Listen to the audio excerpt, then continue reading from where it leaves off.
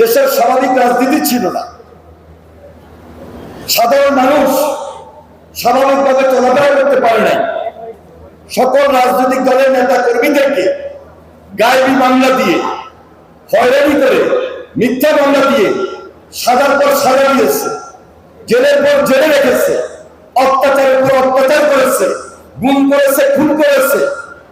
সর্বশেষ জুলাই আন্দোলনে শহীদ হয়েছে এই যে গডফাদার তাহের বাহিনীর বাসা থেকে উপর্য করি যেভাবে গুলিবর্ষণ করা হয়েছিল, আমরা ভুলে যাই নাই। যে ঐক্যটা নিয়ে ফ্যাসিবাদের বিরুদ্ধে লড়াই করেছি সেই জায়গায় আছি আমি তো দেখি না। কারণটা কি? সমস্যাটা কোথায়? কেন আজকে ডাকসুর বিপি নুরুর রক্তাক্ত হতে হয়?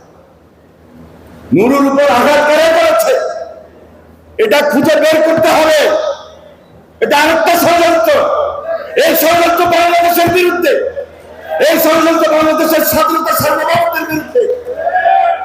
এই ষড়যন্ত্র সামনে যে ফেব্রুয়ারিতে নির্বাচন হওয়ার কথা, এই নির্বাচনের